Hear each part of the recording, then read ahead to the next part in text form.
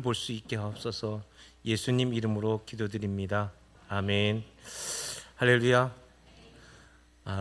낭만적인 아침입니다. 분위기가 왠지 낭만적이죠. 우리 예찬 형제 찬양도 참 멋있었습니다. 나중에 랩을 한번 해보면 목소리가 조금 랩도 좀 가능할 것 같습니다. 그 집에 좀 괜찮은 아들 하나가 있어요. 엄마만 은혜 받습니다. 할렐루야. 하나님 은혜가 함께하기를 축복합니다. 오늘 말씀은 무슨 말인지 모르는 말씀이에요. 예수님이 그렇게 얘기하셔가지고 잘 못 보면 명확하게 모를 수 있기 때문에 전체를 잘 보기가 쉽지 않은 말씀입니다. 예수님께서 서기관과 바리새인들과의 대화 속에 있었던 것인데 표적, 요나의 표적에 대한 이야기를 하죠, 그죠? 그래서 우리가 이 말씀에 기억하는 것은 다 그냥 요나의 표적 하나만 기억하고 아무것도 기억을 못한단 말입니다. 사실은 이 속에 굉장한 말씀들이 들어있죠. 오늘 말씀 38절, 39절 먼저 한번 읽어볼까요? 시작. 그때 서기관과 바리새인 중 몇 사람이 말하되 선생님이여 우리에게 표적 보여주시기를 원하나이다. 예수께서 대답하여 이르시되 악하고 음란한 세대가 표적을 구하나 선지자가 요나의 표적밖에 보일 표적이 없느니라. 아멘. 예수님께서 요나의 표적밖에 보여줄 게 없다라고 말씀하신 이 대화는 왠지 좀 이상하죠. 왜 갑자기 서기관과 바리새인들은 표적을 보여달라고 그러나? 라는 이 질문이 우리에게는 조금 이해가 안 가죠. 왜 갑자기 예수님께 나와서 표적을 보여달라고 그러나? 라는 생각이 듭니다. 근데 사실 이거는 유대인들의 독특한 민족성입니다. 그들의 민족성이에요. 어디서부터 찾아볼 수 있냐면 출애굽기에 가면 그 이야기를 찾을 수 있습니다. 출애굽기 3장 13절 14절인데요. 같이 읽어봅시다. 모세가 아내께 이르되 내가 이스라엘 자손에 가서 이르기를 너희 조상의 하나님이 나를 너희에게 보내셨다면 그들이 내게 묻기를 그의 이름이 무엇이냐 하리니 내가 무엇이라고 그들에게 말하리까? 14절 하나님이 모세에게 이르시되 나는 스스로 있는 자니라. 또 이르시되 너는 이스라엘 자손에게 이같이 이르기를 스스로 있는 자가 나를 너희에게 보내셨다 하라. 유대인들은 일찍부터 그들은 이런 습성을 가지고 있었어요. 네가 선지자면 선지자인 증명을 보여줘야 하는 거예요. 보여줘라 말입니다. 네가 뭐라면 그것을 증명하라는 겁니다. 그래서 오늘 말씀에서 서기관과 바리새인이 야 네가 선지자냐 아니면 메시아냐 뭐냐 그 증거를 보여줘라 라는 것은 이게 특별한 대화가 아니라 그들은 오랜 그들의 민족성이에요. 오랫동안 이런 질문들을 해왔고 세례 요한 같은 경우는 여러분 알다시피 세례 요한에 대한 여러 가지 외적 모습들을 우리가 알고 있잖아요. 그죠? 뭐 가죽 옷을 입고 돌아다니면서 그게 가죽 옷이라고 해서 뭐 무수탕 뭐 이런 거 아니죠. 뭐 짐승 잡아가지고 막 걸치고 다니는 거예요. 뭐 그러면서 막 메뚜기 같은 거 막 잡아먹고 뭐 이렇게 하죠. 뭐 그러면 세례 요한은 밥 한 번 안 먹고 메뚜기만 주워 먹었다는 얘기냐? 백성들 앞에 그런 모습을 보여준 거예요. 이런 걸 선지자 공식이라 부릅니다. 그래서 사람들 앞에 저 사람 선지자구나. 저 사람은 그런 사람이구나 라는 것을 증명하는 모습들이 우리가 성경에서 보았을 것입니다. 그래서 예수님께 이 서기관과 바리새인들이 똑같은 모습을 한 거예요. 너를 증명하라는 겁니다. 너를 증명하라. 모세가 하나님께 묻죠. 당신이 누구인지를 나한테 증명하라. 그러니까 하나님이 뭐라고 말씀하시냐면 나는 나다라고 말씀하시죠. 나는 스스로 있는 자라는 표현은 우리 한국말로 너무 멋지게 번역을 해가지고 진짜 멋진 번역이죠. 나는 스스로 있는 자다라고 이렇게 표현했지만 본문 그대로를 말하면 나는 나다라고 말씀하십니다. 이 본문은 다음에 이 이야기는 좀 더 하도록 하겠습니다. 굉장히 중요한 메시지가 있기 때문에 넘어가도록 하고요. 이에 대해서 오늘 본문 가면 예수님이 요나의 표적이라는 얘기를 하시죠. 요나의 표적밖에 보여줄 게 없다라고 말씀하십니다.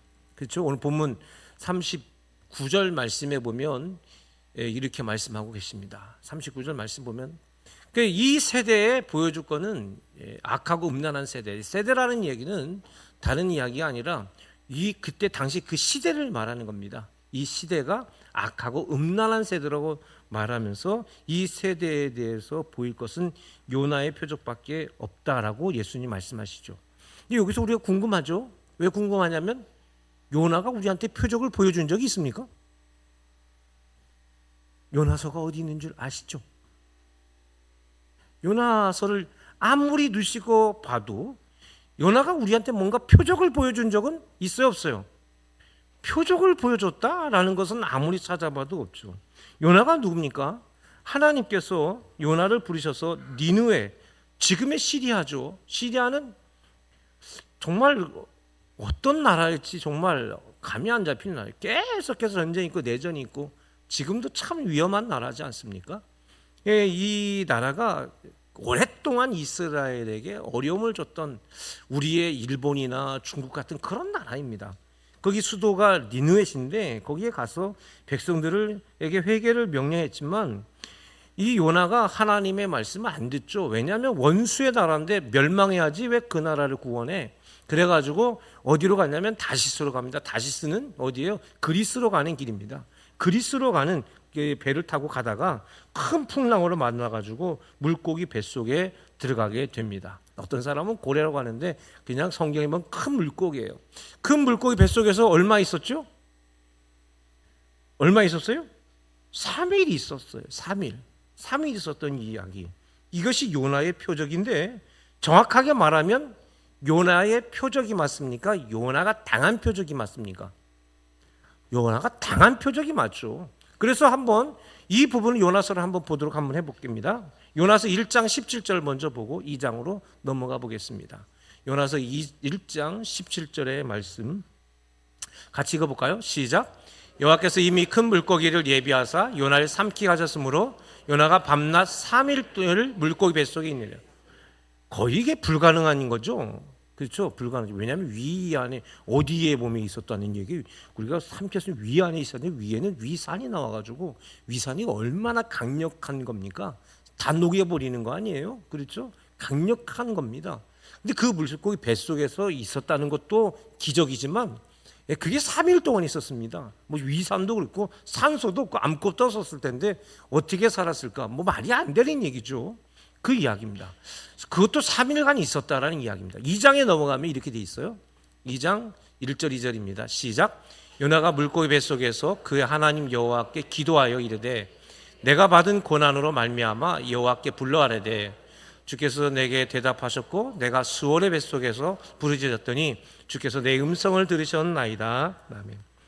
요나가 물고기 뱃속을 뭐라고 불렀어요? 수월이라고 불렀어요. 수월. 우리는 성경을 읽을 때 수월이라는 표현을 많이 보았습니다. 수월이라는 곳은 어떤 곳이냐면 죽은 자가 가는 곳이 수월이에요. 사람이 죽으면 어디로 간다? 수월로 간다. 근데 수월은 죽은 자들이 모이는 장소가 수월입니다. 성경은 원어 그대로 발음하면 셰올이라고 되어 있는데 그 성경은 우리가 한글로 되어 있으니까 수월이라고 되어 있습니다.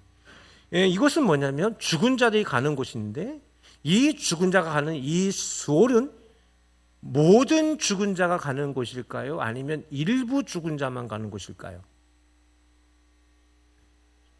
수월의 핵심 포인트는 거기에 있어요. 수월은 죽은 자가 가는 도시, 헬라어로 하데스라 부르는데요. 이거는 모든 죽은 자가 가는 데일까요? 아니면 일부 죽은 자만 가는 곳일까요? 잘 모르겠죠. 이것은 모든 죽은 자가 가는 것이 아니라 일부 죽은 자가 가는 거예요. 그럼 일부 죽은 자가 갔다는데 어떤 사람이 일부 죽은 자냐? 하나님 없이 살아가는 사람들이 가는 곳을 수월. 그래서 하나님을 믿지 않는, 성경에서 수월이라 했을 때는 수월이 있다는 하나님 없이 살아가는 사람들이 가는 곳, 그것이 바로 수월입니다. 이게 물고기 뱃속, 즉 요나가 하나님 없이 하나님 말씀 듣지 않아서 내가 어디로 왔다? 하나님 없는 자가 가는 곳에 온 거예요. 이스라엘 백성들은 수월에 갈 수 있어요, 없어요? 왜 없어요? 그들은 태어날 때서부터 하나님의 백성이니까 수월을 갈 수 없지요. 그러니까 이 요나의 이 세계관 속에서는 수월은 이방인들이 가는 곳이지 자기는 갈 곳이 아닙니다. 근데 자기가 지금 어디로 왔다는 겁니까? 수월에 왔다라고 이렇게 말하고 있는 것입니다. 요나는 지금 수월에 가 있고 수월에 며칠 동안 있었냐면 3일간이나 있게 되었다. 예수님은 누구십니까? 예수님은 원래 예수님이 아니시죠? 믿습니까? 예수님은 원래 예수님 아닙니다. 예수님은 원래 하나님이십니다. 할렐루야. 근데 그 하나님이신 예수님이 이 땅에 왜 내려오셨습니까? 이 땅에는 어떤 곳이었냐면 하나님 없는 자가 살아가는 곳이고 이 땅에 살아가는 사람들은 결국 다 죽기 때문에 이 땅은 결국 뭐와 같은 곳이냐면 수월과 같은 곳입니다. 그러니까 하나님 입장에서는 지금 어디로 내려온 거예요? 수월로 내려온 것과 같습니다. 그런데 예수님께서는 이 땅에 오셔서 이 땅의 모든 살아가 있는 생명들, 그 중에 모든 인간들을 대신해서 십자가에 못 박혀 죽으셨습니다. 그 죽음으로 말미암아 예수님은 어디까지 가시게 됐습니까? 실제 인간들이 죽어서 가야 될 수월까지도 예수님이 가셨죠. 그 수월에 가셨다가 며칠 만에 다시 살아나십니까? 할렐루야. 믿으십니까? 3일 만에 다시 살아나시죠. 그게 예수님의 십자가의 죽으심과 부활의 이야기입니다. 그런데 사실 수월은 누가 가야 될 곳입니까? 예수님이 가야 될 곳입니까? 아니면 내가 가야 될 곳입니까? 그렇죠. 내가 가야 될 곳입니다. 나를 대신해서 예수님이 어딜 가신 거예요? 수월을 가셨다라고 말씀하는 겁니다. 오늘 예수님께서 서기관과 바리새인들이 질문한 거예요. 표적을 보여주시오. 예수님은 뭐라고 말씀하십니까? 나는 요나의 표적밖에 보여줄 게 없다 라는 말씀을 하신 것은 뭐냐면 이 땅의 모든 사람들은 네가 유대인이라 할지라도 유대인 할아버지라 할지라도 너는 수월가밖에 갈 수 없는 그런 존재다 말이에요. 그런데 내가 오므로 말미암아 너희들은 수월에 갈 사람들이 아니라 어디로? 하나님의 나라 천국 백성이 된다라는 말씀을 하고 있는 겁니다. 그래서 내가 요나의 표적이라는 말씀을 하게 된 것은 결국 뭐냐? 내가 죽어야 너가 산다. 다 같이 내가 죽어야 너가 산다. 예수님이 그 말씀하시는 거예요. 내가 요나의 표적밖에 보여줄 게 없다는 것은 내가 죽어야만 너희들이 산다 라고 이렇게 예수님은 말씀하신 것입니다. 할렐루야. 믿습니까? 우리의 믿음의 근본은 거기에 있는 겁니다. 예수님이 나를 대신해서 죽으셔서 누가 살게 된 거예요? 내가 살게 된 것이 예수 믿는 사람인 줄로 믿습니다. 이 악하고 음란한 세대가 구원을 받을 수 있는 길은 뭡니까? 예수님이 죽어야만 이 악하고 음란한 세대에게 구원에 이르게 되는 축복이 이르게 되는 것입니다. 결국 요나의 표적이란 결국 예수님의 십자가의 죽으심을 이렇게 말씀하는 줄로 믿습니다. 할렐루야. 그런데 자 여기까지는 우리가 쉽게 봤어요. 근데 그 다음서부터 보면 이상한 이야기를 합니다. 헷갈리는 말씀을 해요. 41절 말씀. 다 같이 시작. 이 세대 사람을 정죄하리니 이는 그들이 요나의 전도를 듣고 회개하였음이거니와 요나보다 더 큰 이가 여기 있으며. 아멘. 41절에서 중요한 메시지를 잘 보세요. 우리가 저 41절을 보면 저기에 많은 말씀이 있는데 제일 중요한 게 뭘까? 심판이라는 말이 중요할까? 때라는 말이 중요할까? 니느웨라는 말이 중요할까? 이 세대라는 말이 중요할까? 정죄라는 말이 중요할까? 전도라는 말이 중요할까? 회개라는 말이 중요할까? 뭐가 중요할 것 같아요? 중요한 말은 제가 지금 안 했어요. 뭐가 중요할까요? 여기서 제가 한 말은 중요한 말이 아니에요. 가장 중요한 말은 더 큰 이라는 표현입니다. 여기에 놀랍게 비교급 하나가 들어와 있죠. 더 큰 이라는 말이 여기 나옵니다. 플레이온이라고 하는 겁니다. 더 크다라는 말은 이겁니다. 요나보다 더 크다라는 말은 야 요나야 너 일로 와봐. 나랑 키 한번 재보자. 요나하고 저하고 키를 컸어요. 내가 더 크다? 이런 표현일까요? 그럼 무슨 표현일까요? 더 크다는 말이 뭘까? 이게 정확하게 알아야 오늘 말씀을 이해할 수 있고 예수님의 말씀을 이해할 수 있습니다. 이게 우리나라의 사람들이 생각하면 더 크다라는 말은 예를 들어서 더 크다는 이 사람의 지혜가 더 크다. 뭐 아니면 이 사람의 키가 더 크다. 이 사람이 돈이 더 많이 가지고 있다. 그래서 그 더 크다라고 말하는 것은 그 사람과 나를 뭐예요? 공통으로 똑같은 선 위에서 비교해 가지고 판단하는 것이 더 크다라는 말입니다. 이게 물리적 개념인데 히브리의 문법에서 더 크다라는 말은 전혀 다른 이야기입니다. 더 크다라는 말은 이겁니다. 요나가 하나의 표시판이었습니다. 예수님께서 표시판으로 요나라는 이야기를 했습니다. 그래서 요나를 통해서 니느웨가 심판받을 거라는 표시판으로 쓰여졌다 한다면 더 큰 이라고 말하는 것은 그 심판의 실체를 말하는 거예요. 그 하나님께서 요나에게 너 가서 니느웨가 심판받는다라고 멸망한다고 말해줘라 라고 했단 말입니다. 그래서 요나는 뭐예요? 선지자죠. 니느웨 사람들에게 선지자입니다. 니느웨 사람들에게 뭐예요? 심판의 표시판으로 쓰임받은 사람이 요나예요. 요나보다 더 크다라고 말한 것은 그 표시판의 실체, 그 표시판의 실체를 말하는 것이 더 크다라는 표현입니다. 그것이 언제냐? 바로 심판 때에 더 큰 자가, 즉 이 너에게 주어진 그 심판의 메시지의 실체가 바로 더 큰 이다라고 말하는 겁니다. 니느웨는 어떤 도시입니까? 니느웨는 이방 나라예요. 그렇죠. 이방 나라입니다. 이스라엘의 적국이기도 합니다. 이들은 늘 이스라엘 백성들의 고통을 주었습니다. 요나는 이 도시가 구원받기를 원하지 않았습니다. 멸망하기를 바랐습니다. 그런데 하나님은 그들에게 가서 복음을 전하라고 하시는 겁니다. 하나님의 말씀을 듣지 않으면 멸망하게 될 것이라는 말씀을 하십니다. 요나는 멸망당하기를 원했기 때문에 도망치다가 결국 잡히게 됐죠. 요나는 니느웨로 가서 하나님의 말씀을 전합니다. 그 메시지는 뭐냐면 40일이 지나고 나면 너희 나라는 심판받게 되고 저주당하고 멸망하게 된다라는 이야기를 결국은 할 수 없이 요나 가서 했습니다. 그냥 멸망하길 바랬는데 그 얘기를 하나님이 하라니까 억지로 했는데 며칠 동안 했냐면 하루 했습니다. 하루 했어요.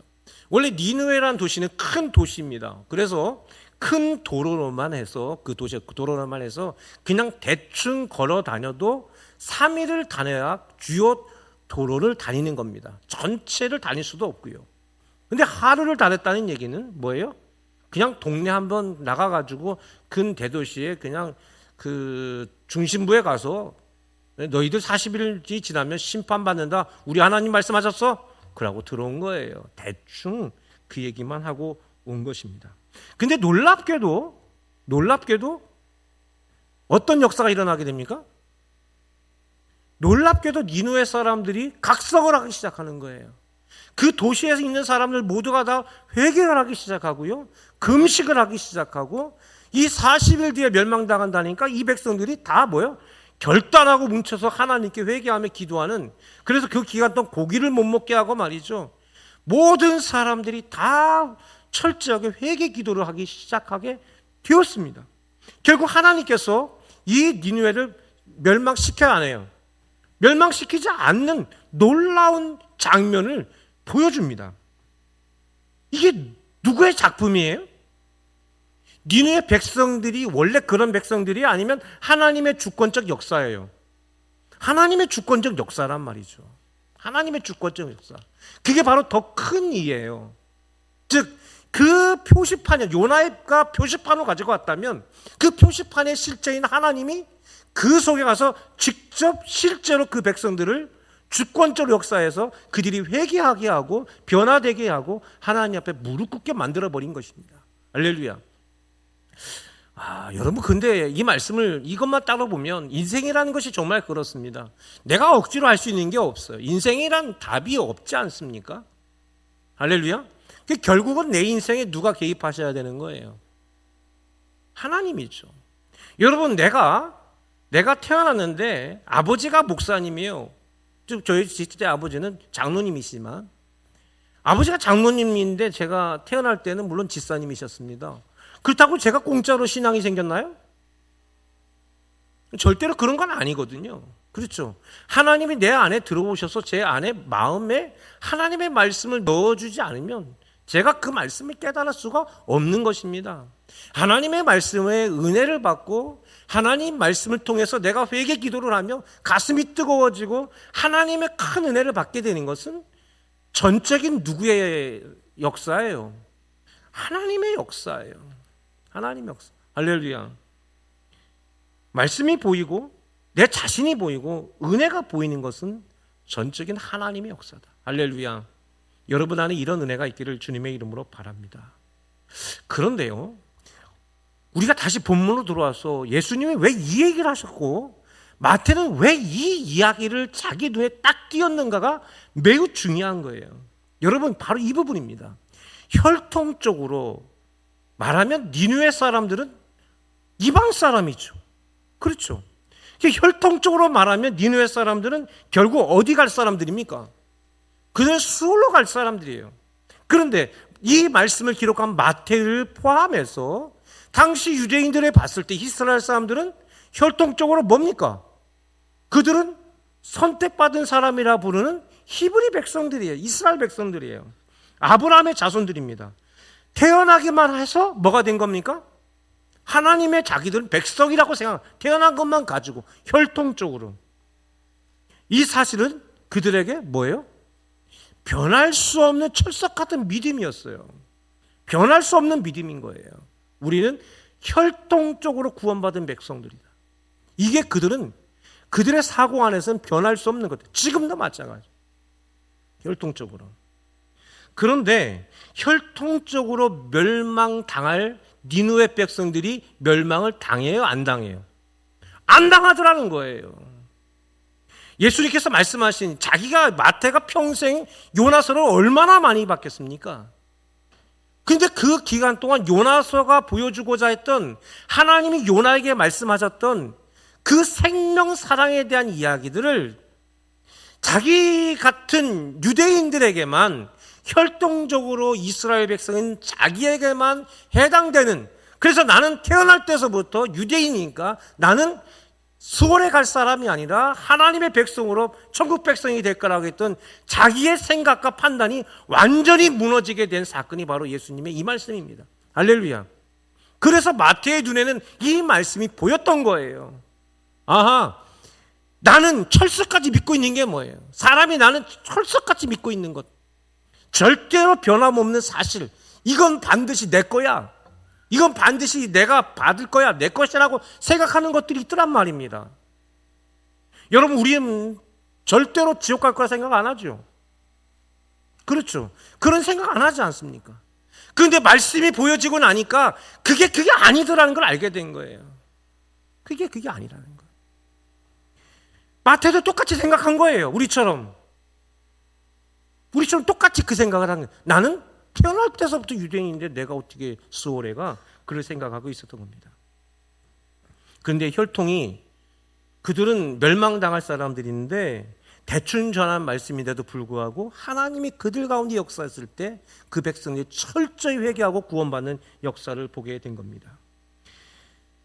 혈통적으로 하나님의 백성으로 태어난 유대인들은 요나가 아니라 요나를 보내신 더 큰 이, 즉 실제이신 하나님이 육신의 몸을 입고 오셨던 그 분, 하나님께서 육체의 몸을 입고 이 땅에 오신 그 분이 실제로 이 땅에 왔는데도 불구하고 이 땅의 백성인 서기관과 바리새인, 말씀에 누구보다도 앞서 있고 평생 진리와 말씀을 추구하던 서기관과 바리새인들은 자기 눈앞에 표적이 보였는데도 불구하고, 표적의 실체가 눈앞에 있는데도 불구하고 그들은 표적을 보더라 못 보더라, 못 보더라는 얘기입니다.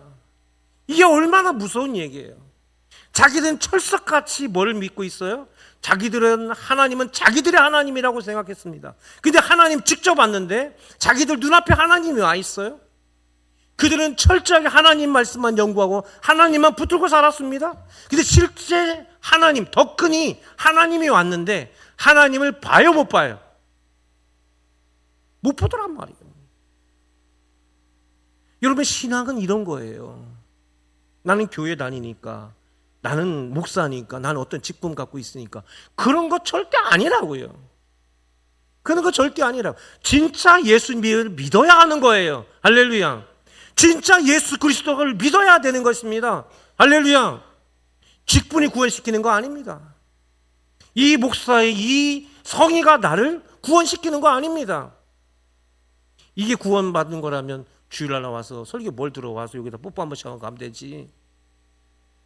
그렇잖아요? 여기서 뽀뽀 한 번 하고 가면 되는 거지. 그게 아니라면 마태는 그게 눈에 뜬 거예요. 진짜 메시아, 실체이신 메시아가 왔는데 못 본단 말입니다.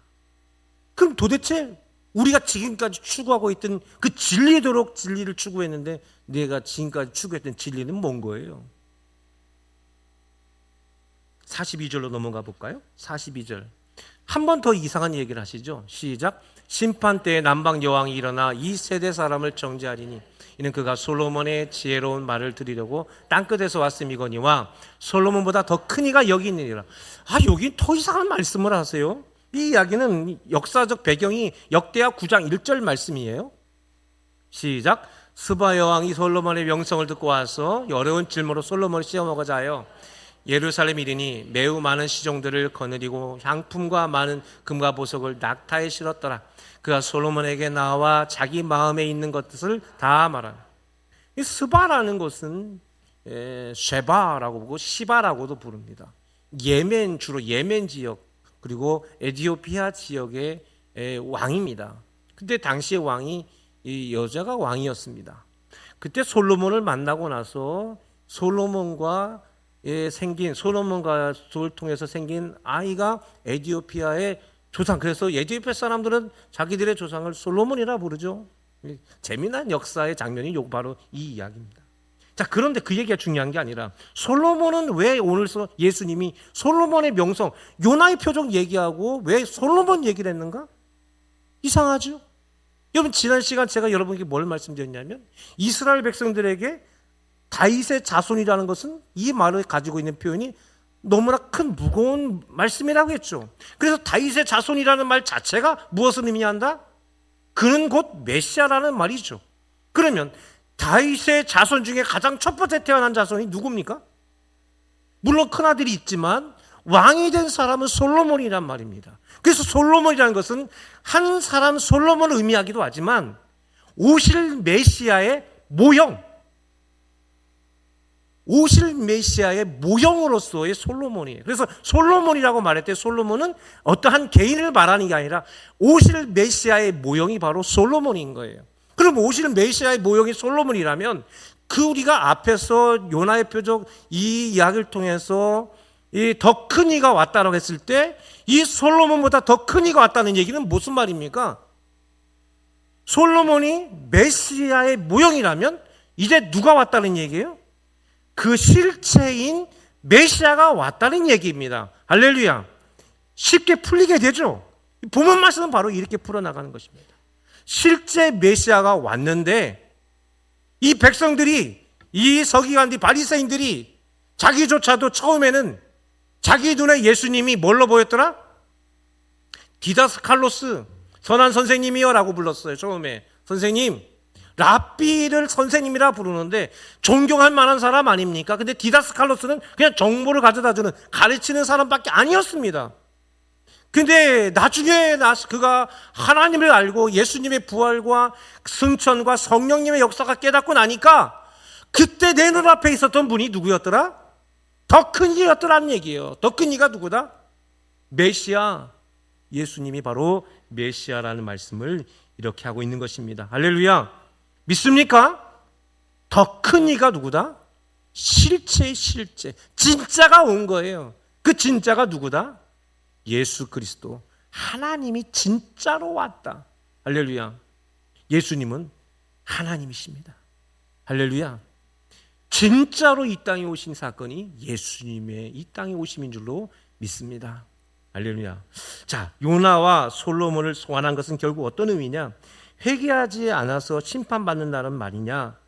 그것이 아니라 인간에게는 답이 없다라는 얘기를 하는 거예요. 이 심판대라는 말을 앞에 하지 않습니까? 너희들 회개하지 않으면 심판받는다. 그게 아니라 더 중요한 건 뭐냐면 인간으로서는 구원이란 답을 얻을 수가 없다라는 거예요. 회개를 100만 번 해도 마찬가지입니다. 예수님 없는 회개라는 것은 뭐냐? 예수 없이 회개하는 것은 도덕성이에요. 그 도덕성은 절대로 나를 구원시킬 수가 없는 겁니다. 서기관과 바리새인은 도덕성으로 충만한 사람인 겁니다. 그래서 그들이 아무리 변화돼도 그들에겐 구원이 없는 거예요. 예수님이 뭡니까? 예수님이 답인 것입니다. 할렐루야. 예수님은 답으로 이 땅에 오셨다라는 말씀. 하나님의 실체이신 예수님께서 직접 죽지 않고서는 이 문제를 해결할 수 없다라는 이야기를 이렇게 말씀하고 계신 겁니다. 그런데 또 이상한 말씀을 하세요. 43절 45절 다 같이 시작. 더러운 귀신이 사람에게 나갔을 때 물 없는 곳으로 다니며 쉬기를 구하되 쉴 수 못하고 이에 이르되 내가 나온 내 집으로 돌아가리라 하고 와보니 그 집이 비고 청소되고 수리되었거늘 이에 가서 저보다 더 악한 귀신 7을 데리고 들어가서 거하니 그 사람의 나중 형편이 전보다 더욱 심하게 되니라. 이 악한 세대가 또한 이렇게 되리라. 43절부터 한번 좀 더 올려볼까요? 예수님은 알 수 없는 얘기를 또 하세요. 더러운 귀신이 사람에게 나갔을 때 물 없는 곳으로 다니며 쉬기를 구하되 쉴 곳을 얻지 못하다, 이런 얘기를 하죠. 더러운 귀신이죠. 더럽다라는 얘기는 앞에서 악하고 음란한 세대라고 말하죠. 더럽다라는 말은, 더러움이라는 얘기는 어떤 의미를 담고 있냐면, 이 더럽다는 건 불결하다는 뜻이에요. 원래는 사실 여성들이 생리할 때 불결하다는 의미를 갖고 있어요. 그래서 더럽다라는 얘기는 뭐냐면, 여성이 더럽다는 얘기가 아니라 불결한 상태를 말해서, 이래서 이 더러운 귀신을 말할 때는 여성이 들어갔기 때문에 음란한 죄를 말하는 것입니다. 그래서 앞에서도 음란함이고 여기서도 똑같은 음란함이에요. 이 성경은 음란함은 뭐예요? 하나님을 숭배하지, 하나님을 계신데 하나님을 섬기지 않고 우상을 숭배하는 걸 말하는 거죠. 더러운 귀신이라는 것은 바로 당시의 음란한 사회를 말하기도 하면서도 이 당시 사회를 말하는 것입니다. 근데 하필이면 물 없는 곳으로 다녔다고 되어 있어요. 왜 물 없는 곳으로 다닙니까? 물 없는 곳으로 왜 다녀요? 물 없는 곳은 광야죠. 광야에는 물이 없죠. 물이 없다는 것은 생명이 없는 거죠. 귀신 마귀는 뭐예요? 생명이 없게 만드는 것이죠. 하나님은 생명이시고 귀신은 생명이 없는 것이죠. 그래서 물 없는 곳으로 다닌다는 것은 이 음란하고 악한 귀신들이 생명력이 없는 악하고 더러운 일들을 하고 다닌다라는 얘기예요. 그래서 첫 번째 내가 들어갔던 이 악한 생명을 악하게 그렇게 살아가다가 또 다른 곳으로 찾아다녔는데 찾을 데가 없었단 말이에요. 그래서 다시 돌아온 집으로 가보니까 집이 어떻게 돼 있더라? 비고 청소되고 깨끗하게 수리가 되어 있더라는 얘기입니다. 그래서 귀신이 들어가기가 좋았다 나빴다? 귀신이 들어가기 너무 좋았던 거예요. 깨끗하게 비어 있으니까. 그래서 7귀신을 들어갔다는 건 뭡니까? 완벽한 거를 말합니다. 모든 더러운 죄악들, 모든 것들이 다 들어가게 되어서 처음보다 어떻게 됐더라? 더 악하게 되었다라는 이야기를 하고 있습니다. 이게 도대체 무슨 말인가라는 고민하게 될 겁니다. 하나님이 이 비어있고 청소됐다는 얘기는 뭐냐면, 이곳에 뭐가 없다는 얘기입니까? 비어있다는 상태죠. 비어있는 상태. 하나님이 계시지 않는 진공 상태는 오히려 뭐하기 좋다? 마귀 사탄이 활동하기 더 좋은 공간이라는 이야기를 하고 있는 것입니다. 이게 매우 중요하죠. 여러분, 이 세상에 살아가는 사람들은 다 마귀 사탄에 속해 있느냐? 사람들은 어떻게 그렇습니까? 라고 말할 수 있는 사람도 있을 거예요. 그러나 여러분, 그 빈 공간은 사탄이 활동하기에 누구나, 사탄은 어떤 것이 들어가도 제한받지 않는 공간이 바로 이 세상에 많은 곳입니다. 당시 이 하나님의 말씀을 알지 못하고 메시아가 와서 그 메시아를 통해서 복음의 말씀을 듣지 못했던 서기관과 바리새인들, 그들은 하나님의 백성이라 생각하고 있고 말씀으로 깨끗하게 정리되어 있던 그들이 결국 뭐가 들어가더라? 마귀 사탄이 활동하는 완벽한 장소가 되더라는 소름 끼치는 얘기예요. 그러니 저 청소되어 있고 비어있는 그 자들이 누굽니까? 누구예요? 오늘 이 질문을 하고 있는 서기관과 바리새인 마태였던 거예요. 그가 예수님을 영적으로 영접하고 믿고 그가 변화되고 나서 그는 자기 자신이 비어있던 상태인 것을 몰랐던 거예요. 나는 깨끗하다고 생각했던 거예요. 근데 사실은 뭐예요? 메시아를 발견하지 못하고 하나님을 알지 못하니까 내 안에 뭐가 들어와 있어요? 7 마귀가 들어와서 나를 주장하는데도 불구하고 본인들은 알았다 몰랐다? 몰랐더라. 이거 누구 얘기입니까? 이거 누구 얘기예요? 그래서 그 다음에 무슨 얘기가 나오는가 보세요. 46절에서 50절까지 우리가 안 읽었던 얘기인데, 여러분 46절에 보면 누가 찾아와요? 예수께서 무리에게 말씀하실 때 그때 어머니와 동생들이 예수께 말하고 밖에 섰더라 했습니다. 이게 우연찮은 얘기가 아니죠. 왜 마태가 여기다 넣겠어요? 예수님의 말이죠. 복음 전하고 되는데 어머니와 아버지 이미 돌아가셨죠. 어머니와 형제들이 왔습니다. 야, 너는 지금 나이가 30이 넘었는데 지금 장가도 가야 되고 또 집안도 이게 어머니 홀어머니 네가 장남으로서 잘 모셔야 되고 해야 되는데 왜 밖에 돌아다니면서 그렇게 하고 돌아다니냐? 바로 그 이야기를 하고 있는 겁니다. 근데 제자들이 말이죠. 예수님의 가족들이 오셨습니다. 그러니까 48절에 뭐라고 말하는가 보세요. 48절 시작. 말하던 사람에 대답하여 이르시되 누가 내 어머니며 내 동생들이냐? 이 얘기를 하는 겁니다. 이것은 지금 밖에 있는 내 어머니, 내 동생, 내 엄마, 내 동생 아니다. 그 얘기하는 겁니까? 그게 아니라고요. 누가 진짜 하나님의 백성이라는 얘기를 하고 있는 거거든요. 49절에 보세요. 시작. 손을 내밀어 제자들을 가리켜 이르시되 나의 어머니와 나의 동생들을 보라. 예수 그리스도를 메시아로 영접하고 그 말씀대로 살아가는 제자들에게 뭐요? 너희들이 진정한 나의 형제다 말씀하시죠. 50절 시작. 누구든지 하늘에 계신 내 아버지의 뜻대로 행하는 자라가 내 형제여 자매여 어머니라. 누가 내 진짜 혈통이냐? 누가 진짜 하나님의 백성이 하나님의 자녀냐? 누가 진짜 하나님의 자녀냐면 하나님의 뜻에 따라 살아가는 사람만이 진정으로 뭐예요? 하나님의 자녀가 되는 것입니다. 할렐루야. 요한복음을 한번 가볼게요. 요한복음에 가면 이렇게 되어 있습니다. 1장 9절에 13절. 앞에 전했던 말씀인데요. 요한복음 1장 9절에서 13절의 말씀. 이거 좀 제가 읽어드릴게요. 참빛 곧 세상에 와서 각 사람에 비추는 빛이 있었나니 그가 세상에 계셨으며 세상은 그로 말미암아 지은 바 되었으되 세상이 그를 알지 못하고 더 큰 이죠. 세상을 창조하시니 더 큰 이가 여기 있다는 겁니다.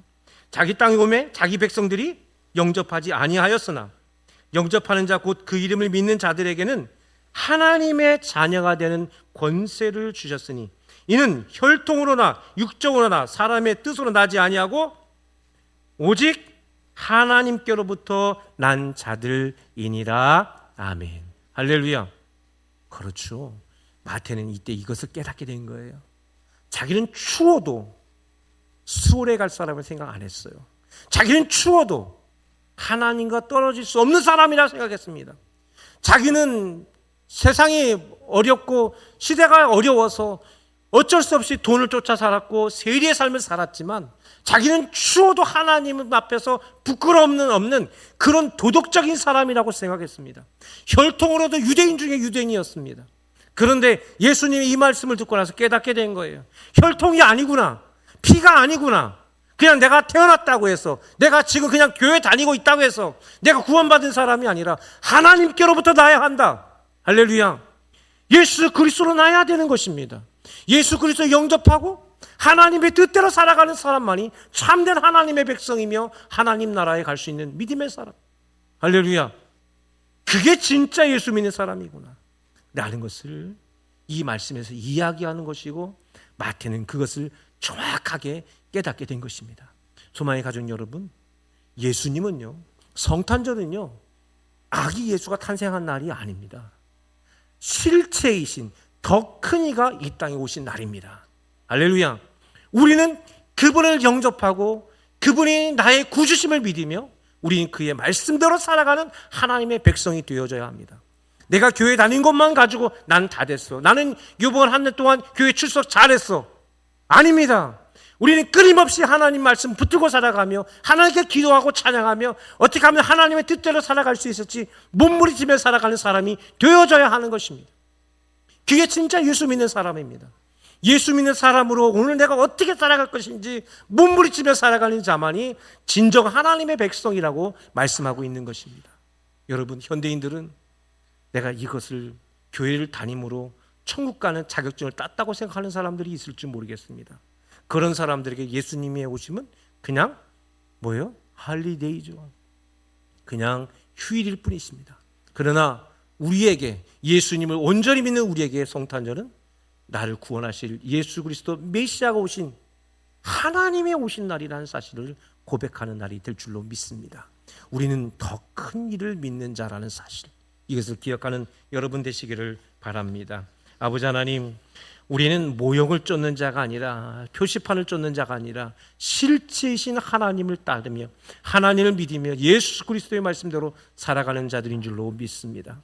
아버지 하나님, 내가 지금 교회 다님으로, 내가 세상에 이렇게 살아감으로 내가 구원받았다 생각하는 것이 아니라, 내가 어떻게 하나님 말씀대로 붙들고 어떻게 하나님 말씀대로 살아갈지 몸부림치며 살아가는 그런 믿음의 성도들 되게 하여 주옵소서. 성탄절은 더 큰 이이신, 실체이신 하나님이 인간의 몸을 입고 오신 날입니다. 이 날을 기억하는 우리 성도들 다 되게 하여 주옵소서. 우리 주님 예수님 이름으로 기도드립니다. 아멘.